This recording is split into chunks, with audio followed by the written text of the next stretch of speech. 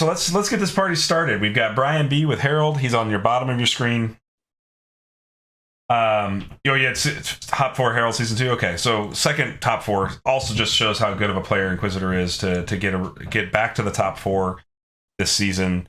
But yeah, Kaoukomieli. I'm gonna say his name correctly. I'm working on that.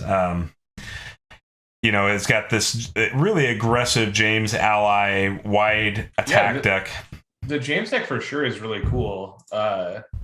Obviously, the Herald deck is going to play out very similar to what we just saw. Right. But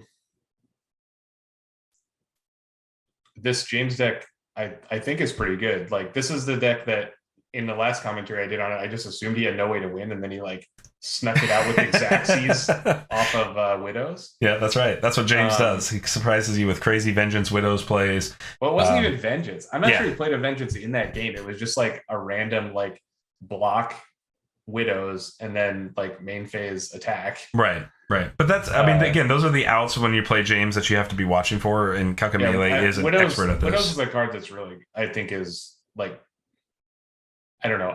I've always undervalued it, but it's obviously very powerful. Yeah. And so we're sitting here in top 4 action now. So this is the first of 2 top 4 matches. Your second top 4 match will be Thursday night.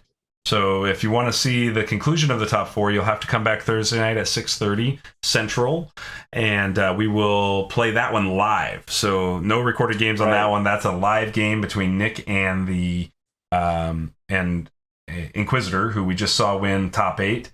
But yes, James can do some amazing things. So we're going to see if James can get his first finals appearance here tonight. And that would be pretty incredible to see in this field, to see James make his way all the way to the top table after being played in a number of seasons and having some success. But this is, I think, the furthest anybody's taken James at this point. His text is very powerful. Vengeance is it's a powerful card, but it's really, really niche. It railroads you into doing exactly one thing, which is play Widows. But so let's get this party started, Neil. We got first 5 selected. BrianB rolled 3 basics. Kaoukomieli rolled 2 basics. Brian has chosen to go first.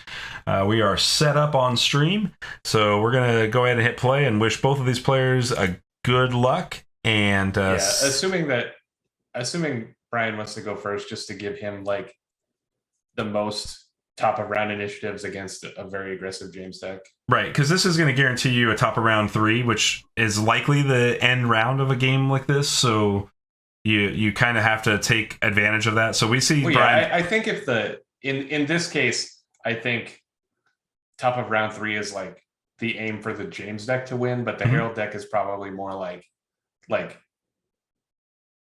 win the game in round 4 after just turning the corner in round 3, essentially winning the game in round 3 but not being able to finish it because it's a control deck and not an aggro deck.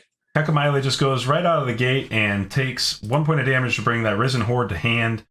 Not unusual for the James player to operate that way, and does drop their own Summon Salamander book. So we've got Summon Salamander Monk, and then Harold responds with a 3-eyed owl. Yeah, 3-eyed owl is still good, but obviously less good against the 5 ceremonial dice James deck.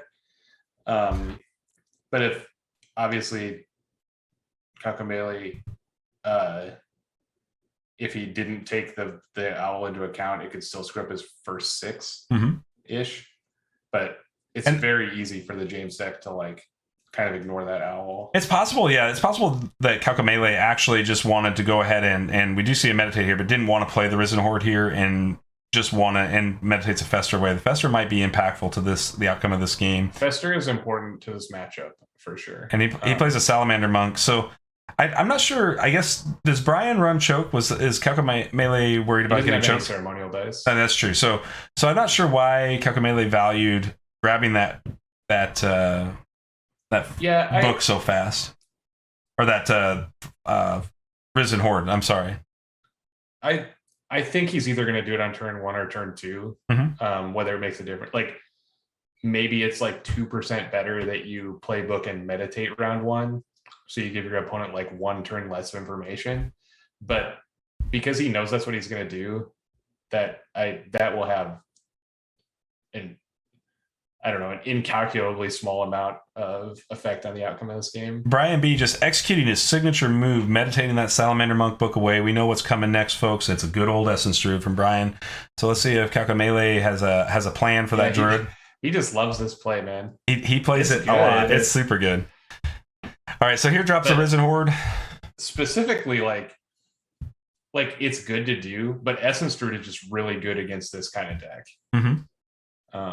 Which like full of little dudes, and Essence Druid just kind of like laughs at them. Yeah, I mean, Essence Druid is exhaustible and can only block one, so unless you're going to like spend 2 more dice to devote your Essence Druid for alert, like you're eventually going to get around. Right, but you're eventually going to get around the Druid.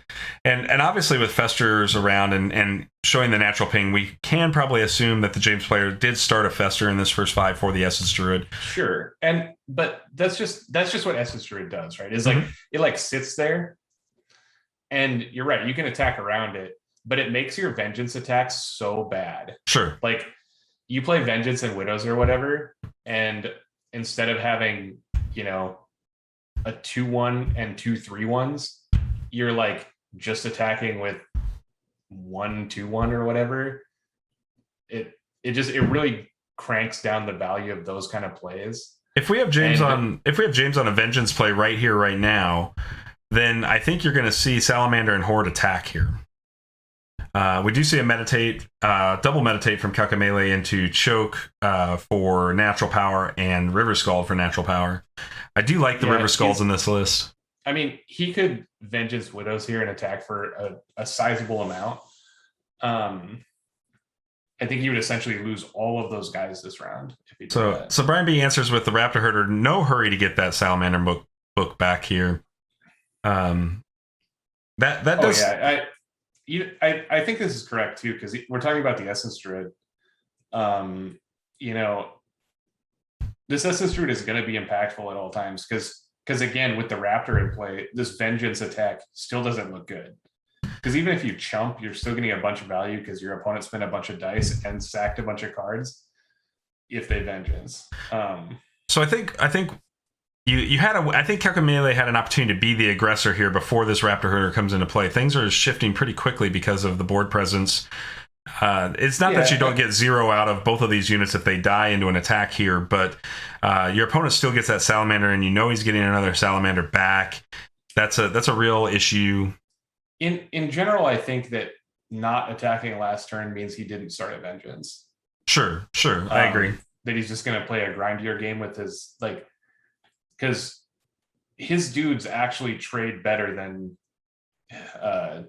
Brian's stuff right now. Like, if you literally just traded all units in play, Kaoukomieli would be left with 2/1/1s. So here's a Frostbite. We're going to see Brian respond with a 3-eyed owl, which is perfectly fine here in this scenario. Yeah, now that he has the board stabilized, the owl looks really good because there's no way that it's not going to hit our first 5 card now. Yep. And even if all it does is like hit a Raptor Herder or something, it's still 8 ceremonial dice to do that. Right. And if he chooses to ceremonial to beat the owl discard, he can't play Widows this turn. Right. He loses the Widow play if that is a first 5 choice. Which he might not even have. Right. But I actually don't do a lot of Widow Rush in my James list where I'm because it's so telegraphed, everybody's expecting it. So it's one of those things that like you want to just like have in your back pocket because there are matchups where you just like crush your opponent with it. But a lot of times it's this kind of grindy stuff. And then mid game you get a big Vengeance. Yep, big Vengeance into Widow's play and do serious PB damage. And we saw that in Kaoukomieli's top 8 match where he just sort of incrementally ground his opponent, down to a point where he had the exact damage on a Widow play. Right, that match was really, really cool. And I felt like he was way behind for most of the game and then just cranked out the exact damage to win with that Widows. That was cool. Yep. So Kaoukomieli is back in the driver's seat here after Brian puts the owl into play. Looks to be in the tank a little bit here on what his plan is regarding this owl, I think. The owl timing for Brian here, I think, is like putting the pressure on. Brian is an extremely great player and extremely good at doing these kinds of things that can force super inefficient plays at the right moment. Brian and Matt Bowers keep telling me that the other person is the best Ashes player in the world. Yeah. Matt keeps telling me Brian's the best, and Brian keeps telling me Matt is the best. But so we do see the frostbite into natural ping. 2 dice remove that owl. Like the owl definitely got its value there. Yeah, that feels really bad, and this indicates to me that he has either Widows or another Risen Horde in hand. Right. Because you can essentially beat the owl discard by spending 1 ceremonial dice instead of 2 dice with the frostbite. Well, he can't be on Sleeping Widows and Fester Natural Ping. So if we're expecting the Druid, which we just got here, we'll see if the Natural Ping Fester puts him on that play. Could be. Does he run any big units like a Master Vampire? Does he run like that? I'll look. That would be something. It's just obvious that he values. Yeah, he does have 1 vamp. So it could be that he's going to start vamp. He values the both ceremonial dice over 2 dice. Like each one of those ceremonial dice is worth 2 nature dice to him. So he does attack with Risen Horde, baiting the Herald block here from Brian. I think that's a really good, easy choice for Brian there. Yeah, and this indicates he has some kind of sack outlet for the Risen Horde, I think, because you usually don't want the thing to like be exhausted. Like you want to make sure that you get your 2 1/1s out of it. So Brian plays his other Salamander Monk Book back out here. We are still looking at a potential Sonic Swordsman out of the Herald as well after this Salamander. We do see the Raptor Hatchling takes 1 damage and is destroyed. So he really did not like that Hatchling in this game state. Yeah, that's interesting to me. I mean, again, this like actually like kind of puts him on vengeance because he wanted to get his value out of his dudes before he sacked them. Right. And he could still have Vengeance Widows, I guess. He could still have Vengeance Widows. He could have Vengeance Widows. Could have Master Vampire still. I'm not sure. This first 5 looks a little awkward now with the dice spread, so I'm obviously missing something from Kaoukomieli here. It feels like things are not going the way you want. The Frostbite feels really bad into this first 5. Well, I think the Frostbite is fine. So Kaoukomieli just goes ahead and kills the Raptor Herder and passes main here. I think if Brian passes main, he's in better position here. He pinged it? Is that what he did? He nature pinged it? Okay, so he plays Lioness. Okay, so no Sonic in this opening hand, just valuing that Lioness to hunt small units. Yeah, and he's got a nature ping left. Yep. Really holding on to that. Yeah, I mean, Kaoukomieli has 3 cards left and 4 dice. He can do a lot of stuff. Leonard does say he thinks Raptor Herder would be a ton better than Frostbite. I think so too, Leonard. I don't know. He could have a Raptor Herder for all we know. Yeah, it's still possible there's a Raptor Herder in this hand. It would be a minimal Vengeance play at that point. But we could see Vengeance Widows Brian here. Does not have a Huntmaster Cam.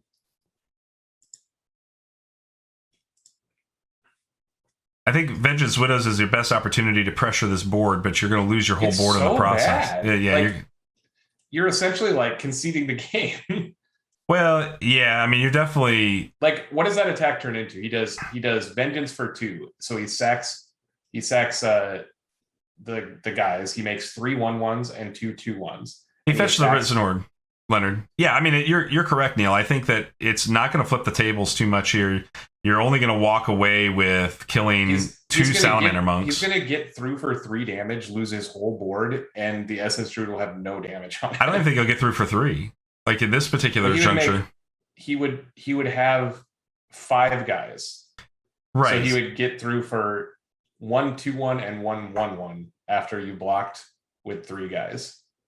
Possibly. Yeah, it depends on the order of blocks, right? Because you would make a 1/1, you make 3 1/1s and 2 2/1s. You'd end up with 4 2/1s. You get 2 pumps. So you get 2 3/1s, 2 2/1s, and a 1/1. And he goes ahead. It's just going to happen. So we'll see exactly how. So he's going to go ahead and do the Vengeance into Widow play here. This is a pure Widow Rush plan. Gonna make that Monk Spirit a 2/1, make a Fallen a 2/1. Oh, he's not gonna attack all out. This is an interesting. Is much better than attacking all out. I agree. All right. So Brian acts a little surprised by that. I'm not sure if he actually is. This natural ping is a real problem for one of those widows, though. So just going to lose one widow there immediately. Right, and the other widow's going to die too, because he'll attack it. It'll get PV blocked. He'll attack it again. Yep. And then he'll just leave the Essence Druid back.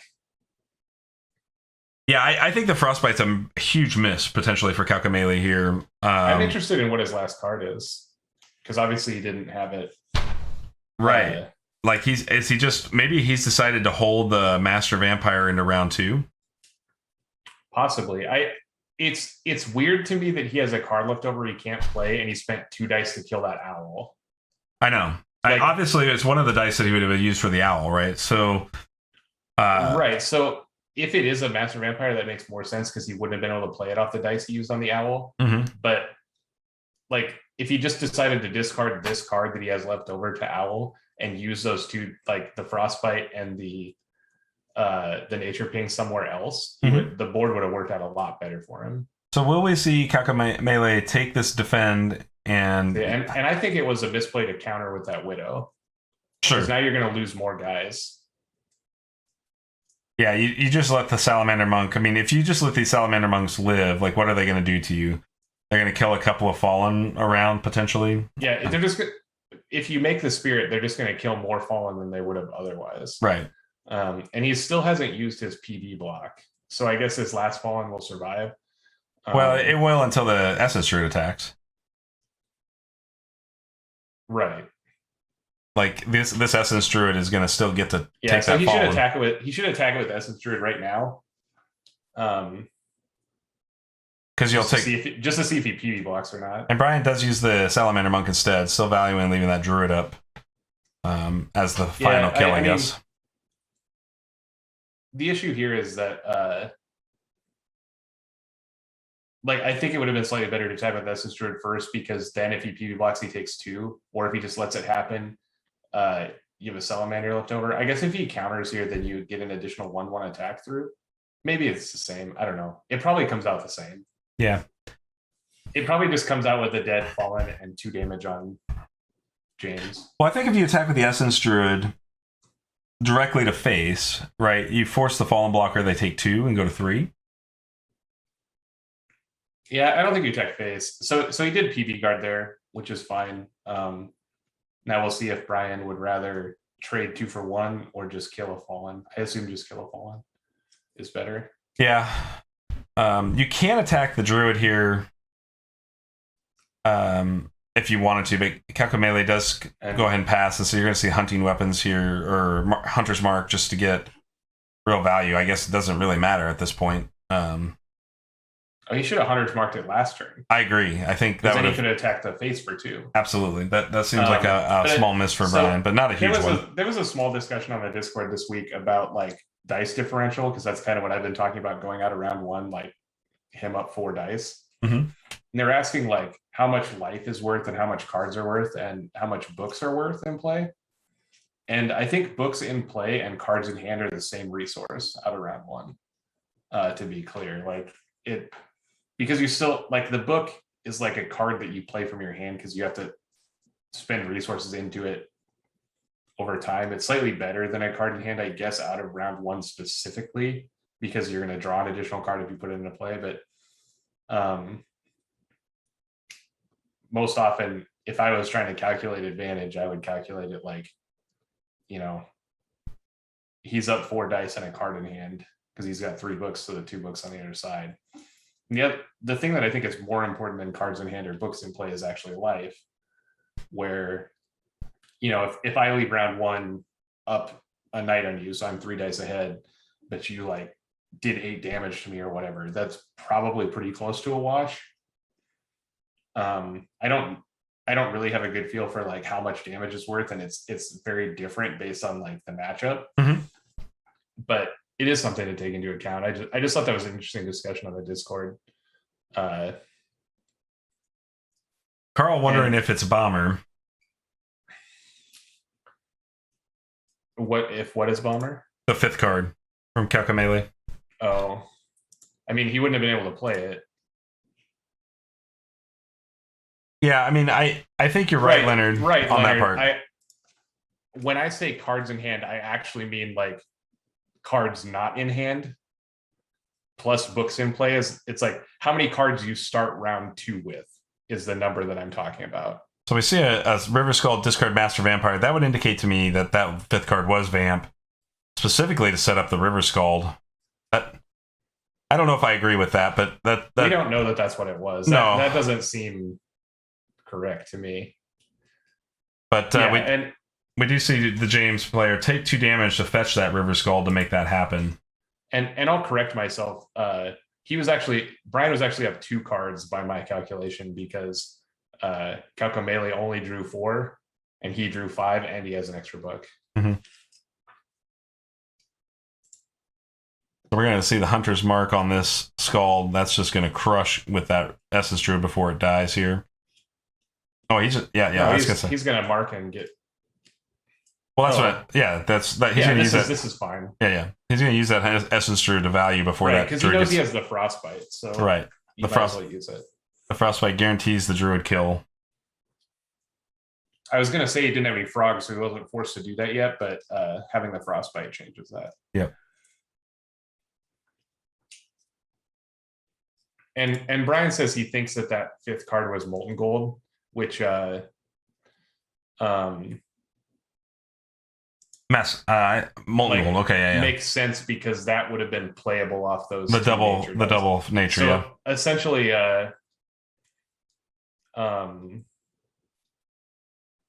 Leonard, it has the thing gets -2 attack. The tame ability on the skull drops it to the tame ability on Essence Druid drops skull attack to 0. So that's what makes Druid Mark so powerful. The Molten Gold being the last card in hand indicates that Kaoukomieli just didn't think he was going to first 5 owl, right? Because he had a 10 dice first 6, mm-hmm. and I agree with him. Like I think that if I was going into this matchup and I looked at the list, I would not put him on owl mm-hmm. against me specifically. Just because of all the reasons I said that owl is not great against the 4 ceremonial dice James deck.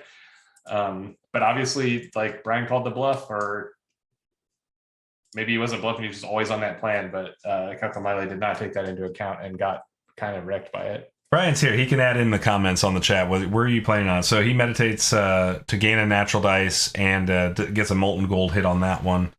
Kaoukomieli. That was off the top. And then he meditates a Sympathy Pain as well. Yep. So this is very similar to what, and I'm not going to call it yet like I did last time, where he milled a bunch of his burn spells when he hadn't done any damage yet. And I was trying to figure out how he could figure out how to win. And obviously last match he did it. So I won't call it yet, but it kind of feels that way again, where we had Brian start with a big advantage in round 2. He hadn't taken any damage, and now we're seeing the Molten Golds and the Sympathy Pains and stuff go by. Mm-hmm.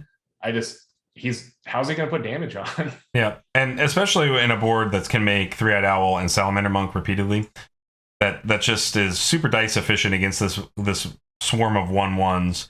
I do think that James needs some clear outlets like Nature's Wrath, or if you don't want to wrath your own in James, you could switch over into Mist Typhoon out of Illusion. Yeah, that card is, I don't know. There's the bomber. Nature's Wrath existing makes that card seem pretty bad. And I mean, this is a good bomber. This is essentially one-sided Nature's Wrath for 2 ceremonial dice. Yeah, it's as good a bomber as you could probably get, right?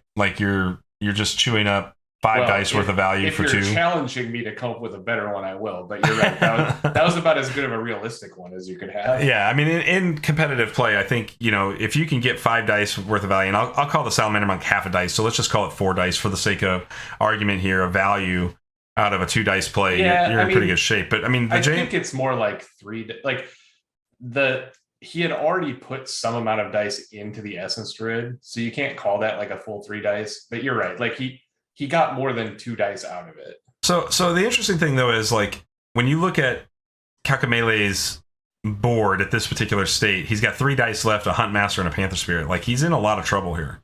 Right, and now he's going to get River Scalded, right? Which is like, you know, the number 1 best card for resource discrepancy. Christian says it best here. The dice facility is what Brian does so well. 100% true, Christian. This is Brian really working over Kaoukomieli from a dice spend perspective. This is a 2/2 anchor knot. That's right. That's right. Still pretty good. Yep. Yep. And drew a card. So let's not forget he drew a card there. Well, he also discarded a card. Sure. Like it's essentially an anchor knot. Yeah, and Brian is just a master of doing this kind of thing to people. And he's really good. I mean, like I was telling you, like he might be the best Ashes player in the world. We're certainly going to find out here in December, right? Assuming he participates.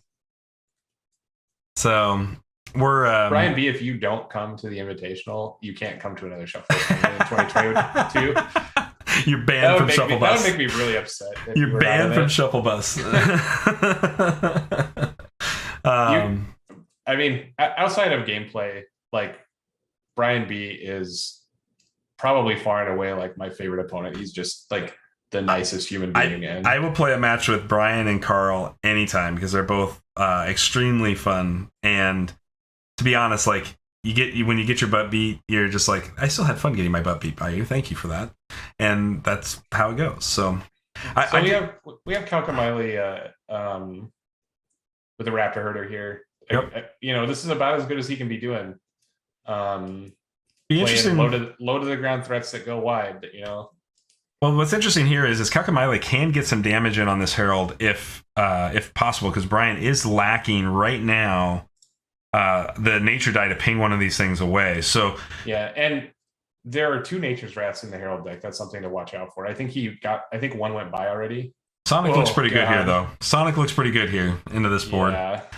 I mean, he has the dice after a meditation for Fester on the Sonic, but you're right. Like, well, I think because he really probably wanted a Spirit Guide into this attack, and you're gonna only take 2 damage off of this now. Well, he just can't attack into this board. Well, I think he's got to. That's the way. I mean, James not attacking is the death of James, so I don't think you have a choice here. Well, so if he attacks, here's the outcomes. Either Brian decides to block, where he essentially takes no damage, kills the entire other board. Well, he can't block with the Monk Spirit, so he can only block 2 of these units. Right, I'm sorry. So he'll take 1. And that's what we're seeing. He's going to apply the Huntmaster effect and attack into this board. He does force the... So yeah, this is a much better attack than full attack. Sure. Where he's trying to like gain some incremental advantage. If he attacked with everything, he would get annihilated. Sure. Like Brian would take 2. He would be left with a 0/1 end of turn, and the Swordsman would still be untapped. So I definitely think you're going to get Herald block here. This only seems to make the most sense. Yep, PB Guard. With that many dice left, that PB Guard is probably about as good as you're going to get. Mm-hmm. It does open up the door for like Huntmaster attack Scald. Right. But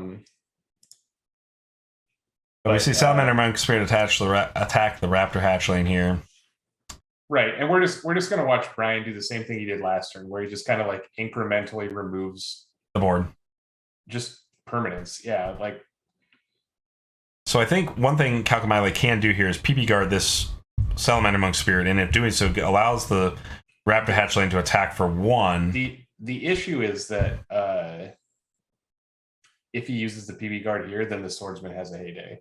I know the Swordsman like can already have a heyday with Mark, right? But I mean, just save your Mark for. Well, the Mark is already consumed this round because we saw it on the Essence Druid Mark. So then, yeah, if I was Kaoukomieli, I would definitely be saving PB guard for a Swordsman.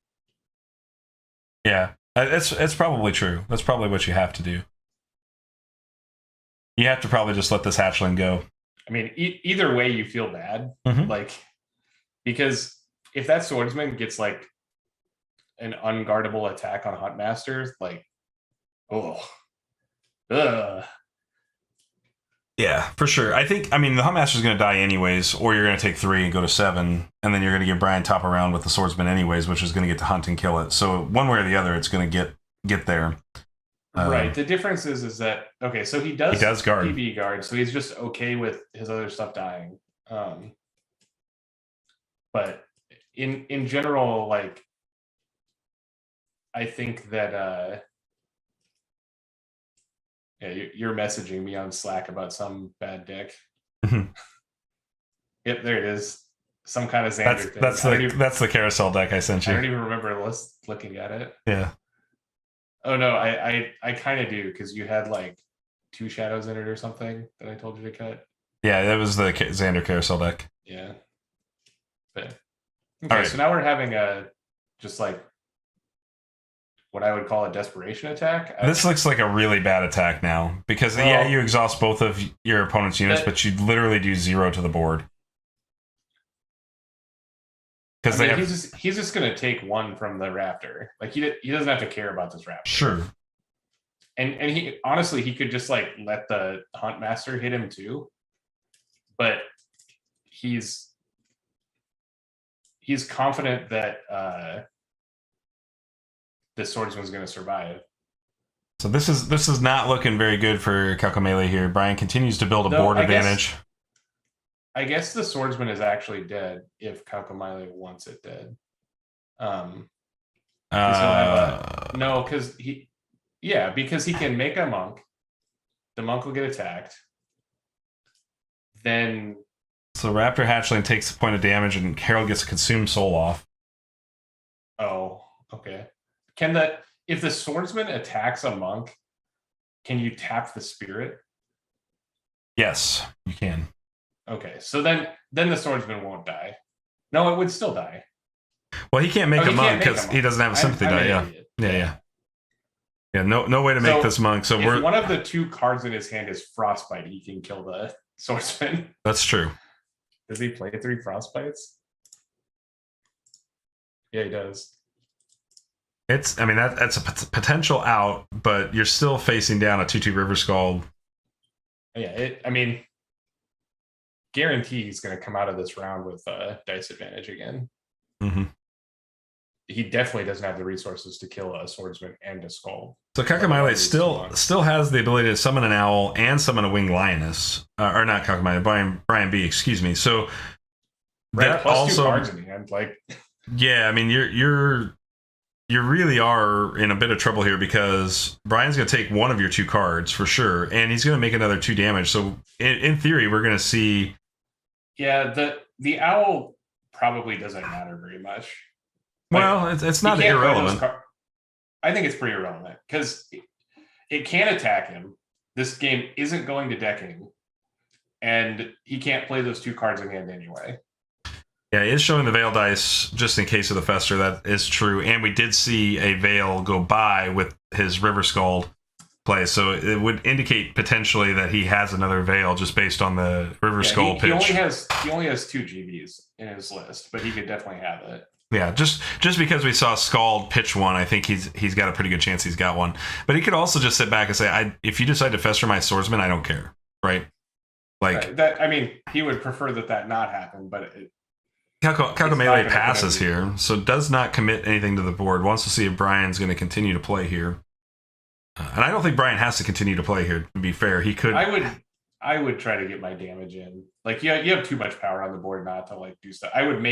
What I would do is I would make a lion. Yeah. Yep, that's what he does. And then if he passes again, then I'll attack. Yep. I'll attack with my non-swordsman units. Yep.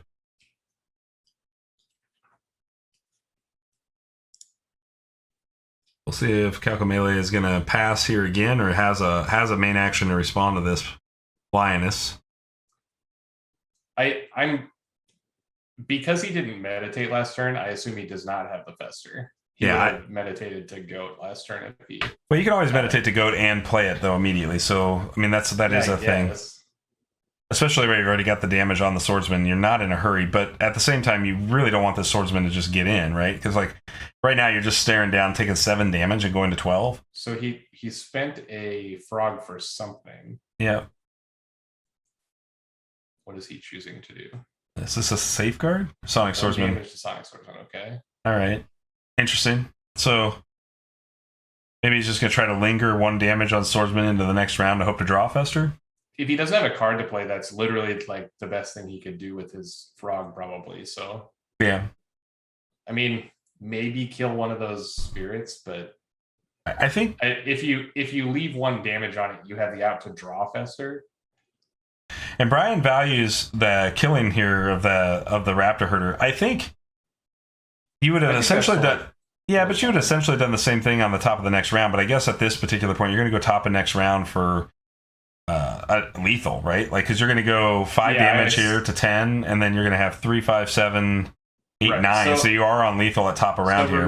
Removing the blocker is correct because you don't get like you'd rather take his option away now than give it to him top of round. Absolutely, especially if you got lethal. A little difference, but I think this is a better play.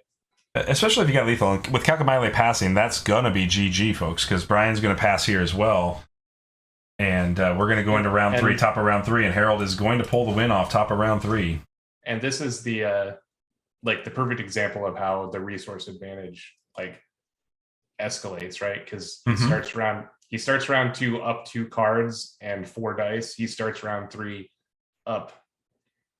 I don't know. I guess he kept a couple hearts in hand, so like he kind of broke even on cards, but he was up 8 dice and essentially just 1,000 damage. So here's the all-out attack for 9, which will end the game. So Brian able to pull the win off through a top of round 3 just through pure advantage of cards round over round. Yeah, this is what a control deck does, right? Like, yep, just builds in a resource advantage and then beats you with it. And Brian really ended up being the beatdown deck in this matchup, which I was kind of surprised to see. But that's I mean, it's that's what happens, right? Like when you start each round with a knight in play, it's easy to be a beatdown deck. Right. So we got great play, guys. I love the Kaoukomieli deck, but this matchup, at least when Brian was on the play, looked really bad. Yeah, it looked really tough. I think Kaoukomieli probably had to not commit to the Vengeance Widow play. It just didn't seem well. The way that he first 5'd, he didn't have a choice. Like, right. If you start that first 5, then that's what you're doing. Right. I just don't think you can do that against Harold, is what I'm saying. I think you have to be a little bit more on a milder control plan yourself, and that probably. Yeah, and it's not Harold specifically because I guess he played it consume once, but the Harold text had not very much impact on that game. It's just like control deck, right? Like and Essence Druid specifically just traded for, I don't know, like 5 dice and 2 cards and also gained him 6 life or something. Like, right. Super good.